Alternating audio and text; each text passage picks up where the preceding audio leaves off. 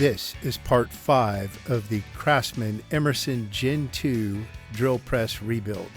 If you haven't seen part 4, click on the link at the top of the screen. In this video, we're going to be talking about some new parts and comparing them with existing parts. We're going to be cleaning and polishing some stuff. We're going to be assembling the Jacobs chuck and a whole lot more. Hello everyone, I'm Jeff and welcome to my shop. We got a lot to cover, so let's get to it.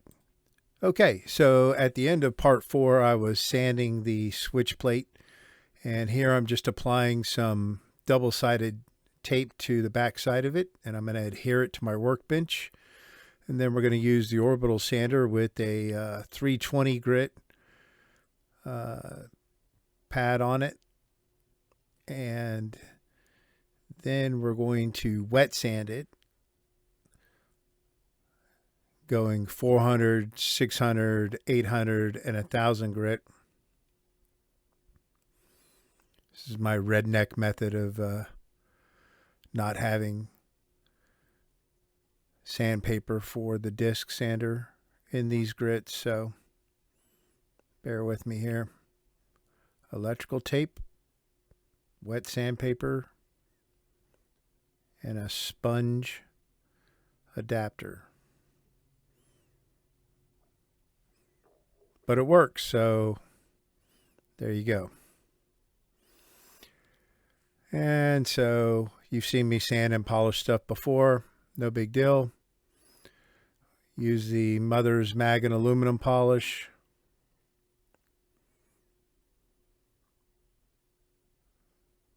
And then we just buff it. And the finish I got on this when I did this, I wasn't really happy with. So I may go back and rebuff it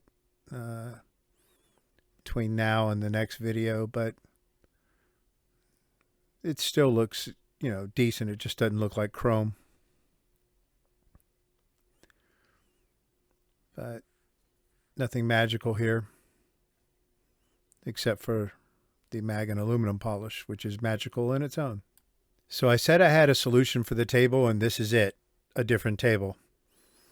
On the right, we've got the original table, and you can see how messed up it is. It's got numerous divots in it, and somebody had really used a hole saw in the center of it really bad. Other than that, the rest of the table is in very good condition. The bottom is perfect. So, table on the left, I purchased it along with another base and a column. So basically a drill press without the head. And somebody had machined these holes into the table, and they're all threaded, but they're all, aligned. So really the only bad area is that spot there, and that spot there, and another one there. So we're going to go with this other table that's got the machined holes in it. I think it'll look better. And so we got a plan on how to get that squared away. The bottom was also cut down in the center, and it had 2 holes milled in it and threaded, I guess for mounting some kind of bracket or something. But in any case, overall the table's in good condition. And I think it'll look better than the table on the right when we're done with it. So that's going to go in simple green, and then it's going to get derusted with citric acid. All right, so my good friend Frank Lee sent me some parts. And here we see the guard plate. The guard plate on the right is the one that he sent me, and the one on the left is the original. This one on the right has this tab here. It has 2 mounting holes instead of 4. And the lips on the very end actually flare out. So this drill press was only produced for 3 years, and there's these inconsistencies with the parts, which is crazy. But, it is what it is. He also sent me an outstanding looking trim panel. So the original trim panel on the left, and then the one he sent me is wrapped in this saran wrap here. But this thing looks almost brand new. So that's going to look great on this drill press. And I think I can clean up the one I've got. He had them and, decided to hook me up. So, he's my mentor when it comes to the drill press thing anyways. So he also sent me a model number plate. That's that other piece there. I haven't even touched mine yet to see if I can clean it up. So we'll see where we get with that. But yeah, Frank Lee, the man. All right, so I need to fabricate a pivot shaft for the belt cover. I've got a rod that came with this one, but there's no way to secure the ends of it. So I'm taking a piece of steel rod here, cutting it down to size, and then I'm going to turn about 3/8 of an inch on each end of it, and then I'm going to thread each end of it. So we slap it in the lathe, put in the proper tool, measure out those 3/8 on each end.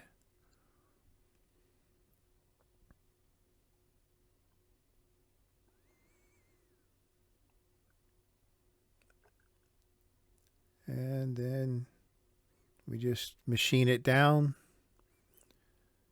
to the proper diameter.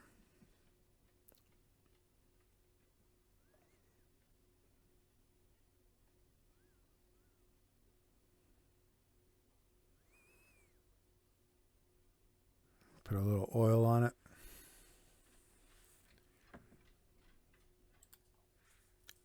So it's 1/4 inch rod, so we've got to turn it down just a bit.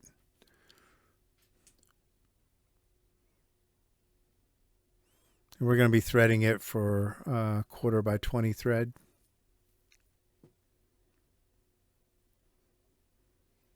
It's like that simple.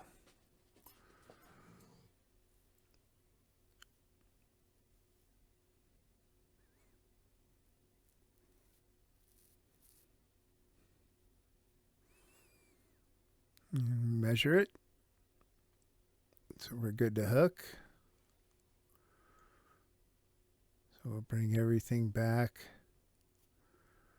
And we're set to thread.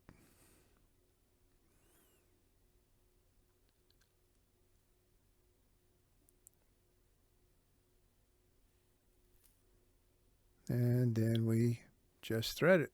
So after we've got both ends threaded, I'm sanding it here and polishing it. Same thing I've done several times already in this series and in the 150 series. So we're just going to be wet sanding it with 400 all the way up to 1,000. So 400, 600, 800, and 1,000. And I'm switching the direction of the chuck at this point. There we go. So it's spinning away from me. And then we'll come back with the Mother's Mag and aluminum polish and polish it. So you really don't need to see all that. Just know that I polished it. And here we are with it once it's done. So I've got 2 washers, 2 nylon washers, and then wing nuts. So I think I'm going to put the nylon washer between the guard plate and the actual belt cover, and then the metal washer will go on the outside between the belt cover and the wing nut. So next we're going to polish up the inside of the chuck body. So I've just got a felt Dremel pad on the end of my Fordham here, and it's almost perfectly sized for the inside of the chuck body where the jaws ride. I'm not using any polish or anything. I'm just cleaning it out of, any grime or rust or anything like that. I mean, this thing's been through simple green and derusted, 2 times, and then the body itself got polished on the lathe. So all we're doing here is just making sure that those jaws are going to slide real nice and smooth. And then I'll polish out the inside of the socket there as well, where it mates with the Jacobs taper. Next, we're going to be assembling the Jacobs chuck.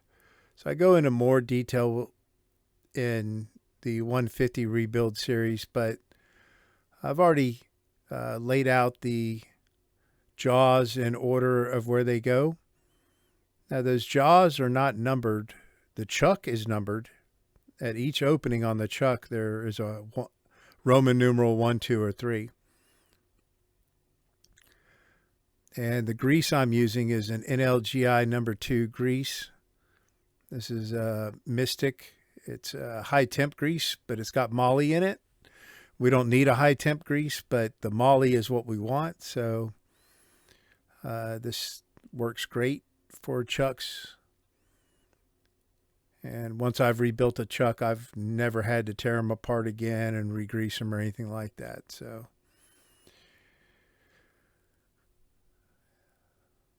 no big deal here. We're just rubbing some of that grease up inside the each one of those bores that the jaws ride in, and we're using a Q-tip to apply it, and then we're going to put it on the split nut.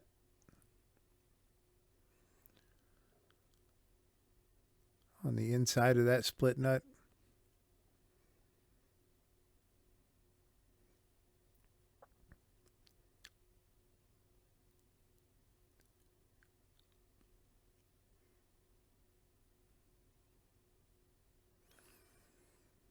So if you want to see, there's numerous videos out there on YouTube on how to assemble a Jacobs chuck, and numerous ways for you to know which one of the jaws is the first, the second, and the third. But in layman terms, they each have a different thread going on at the very top, or tooth at the top of each one of these jaws.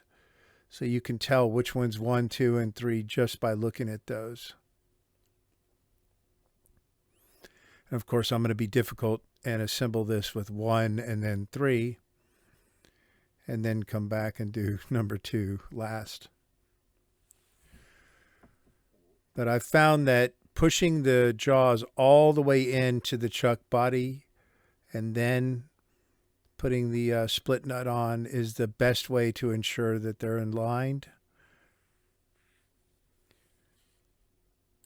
And if you're unsure, you can do this dry without putting any grease on it, and then rotate the split nut and see if all 3 of those jaws come out and meet perfectly on the end. And if they do, then you know you've got it assembled correctly. So here I'm just applying a little bit more grease.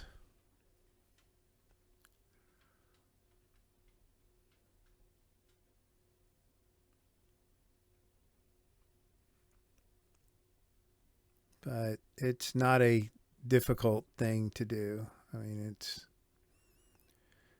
mechanical, not technical.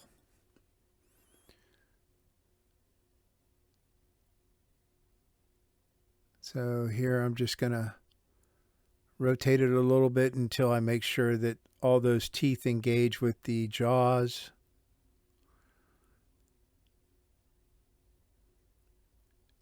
And somehow I got one of the jaws advanced 1 tooth more than it was supposed to. So as I spin it here, I'll notice that, and then I'll push that jaw 1 tooth forward.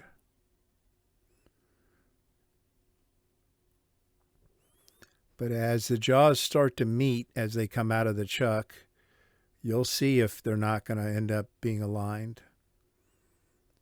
And if they're not aligned, one of 2 things is happening. Either you've got them out of order, or like I do here, you've got one that is one tooth further down than it's supposed to be. So all I'm doing is realigning that and put the nut back on. And then we should be in business. It's kind of difficult to talk about. It's easier when you're doing it. You know, if you do one of these, then you'll understand what I'm talking about. And then I'm just going to put a little bit of grease on the inside of the sleeve.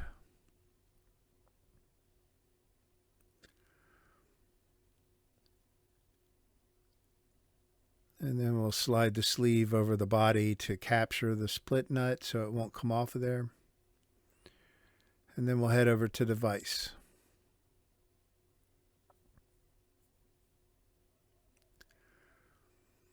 So when you're disassembling or assembling a Jacob's chuck, you do not want to have the jaws all the way out like I do there.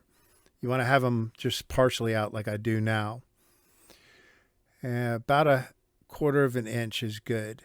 You do not want to have them all the way inside the chuck because you will break off the back end of those teeth.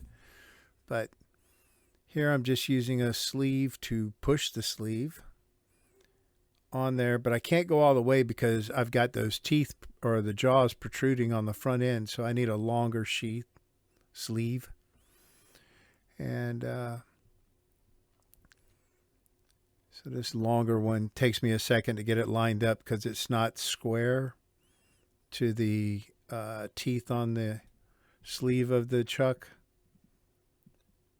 It's kind of rounded on the inside of that piece of pipe, so getting it lined up right is kind of a pain, but once I got it, then no problem.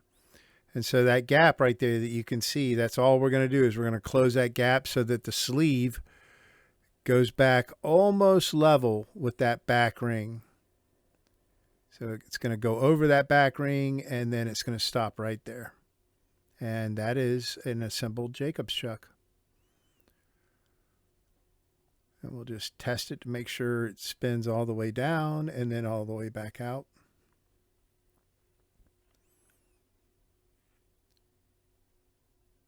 Piece of cake. So, like the hub, the feed stop bracket was really dull. Like the chrome on it was just completely oxidized. So I am sanding this thing and then I'm going to polish it. And since it's not round, we can't put it inside the chuck. We have to just sand it by hand. And so I started at about 100 grit and started working my way up. I even had to go back with some 80 grit in a couple of areas. But basically I've removed all the chrome and we're just shining the metal now. So after I wet sanded that, I just set it to the side to dry and we'll be polishing it in the next video. So here we've got the base and we're just going to pull out the masking on the 3 bores that are inside that base.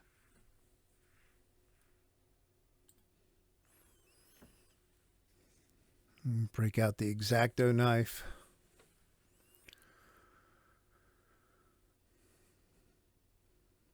But nothing technical here. Then we're going to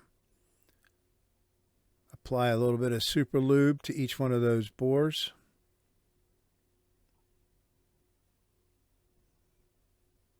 Just to cut down on the rusting of them over time.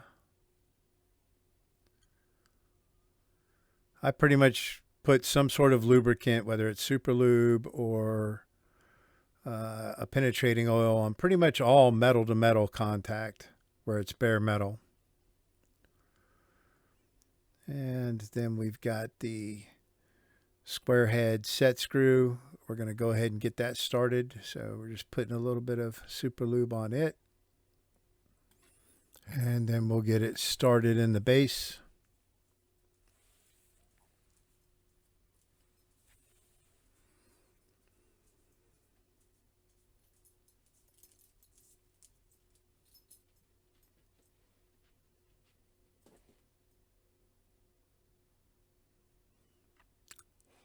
And then we've got the data plate or the model number plate. And I just set the base lock shoe down on the cardboard there.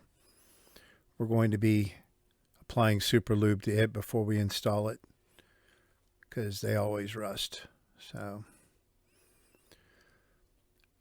as I said and showed you at the beginning of the video, my buddy Frank Lee sent me a model number data plate, but I haven't even tried to clean the original here. His is dated 1967, which is weird because this is the only model number data plates that I know of that have dates on them. Mine is dated 1968. And again, this drill press was only built for 3 years. So, you know, it was luck that I found that table, and it was luck that Frank Lee had these parts that he wasn't using. Or maybe it was Providence. Regardless, that Meguiar's cleaner polish, that stuff works wonders. It's not going to take off any of the decaling or ink, and it will remove the grime.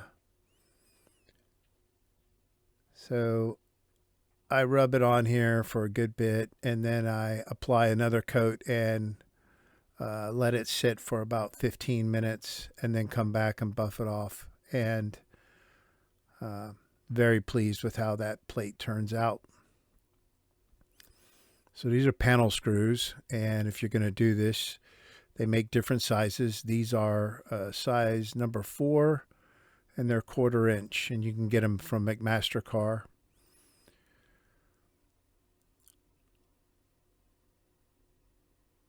But it's just a spiral nail, basically, that's got a round head on it.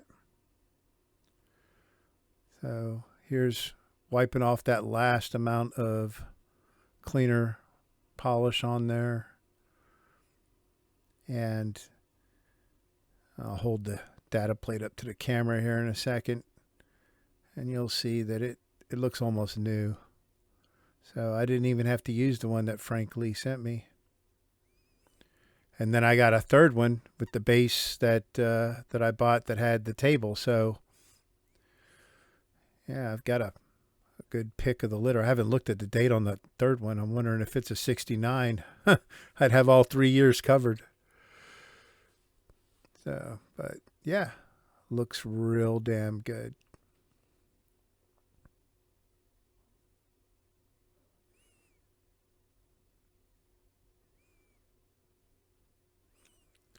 All right, so now we'll set the base in camera view so that we can go ahead and mount that plate.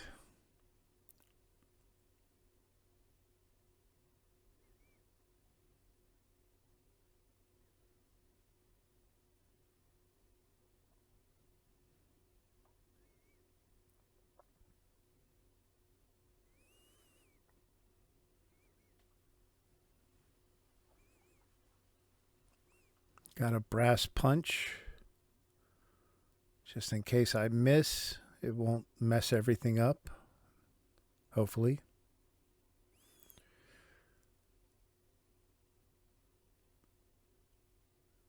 We'll get both of these panel screws started. And then we'll just take the hammer and the punch and drive it right in there. And Bob's your uncle. Too easy. We'll set the base on the floor. And here we are just applying super lube to the base lock shoe. So in the 150 video, I said, really there's 2 methods that I use here. I either do this, or if I've got time, I will just soak that base lock shoe for about a week in motor oil. And so we make sure we've got the column right side up. where we've got that machine shelf in the top. And then we'll just get it started into the base here and let it go in.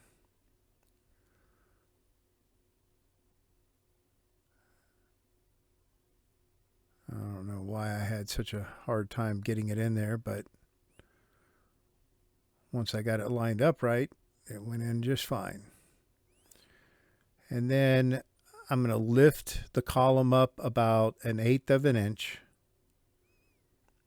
and then tighten down the set screw, which presses the lock shoe onto the side of the column.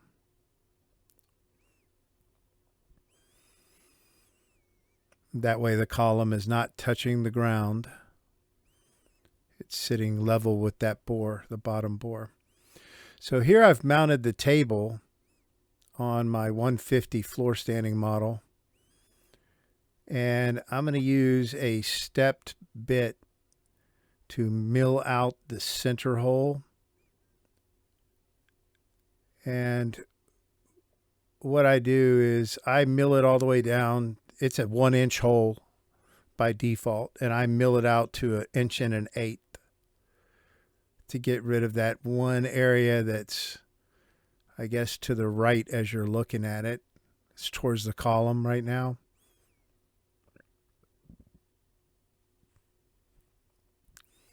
And then I'll use a 1 1/8 inch straight bit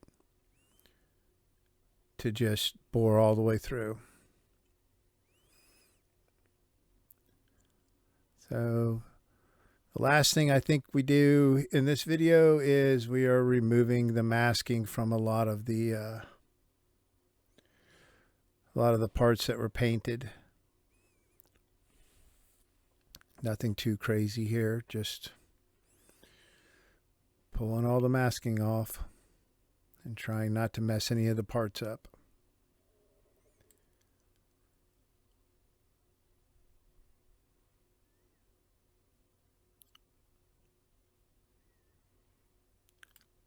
So I was really lucky to get a hold of that table.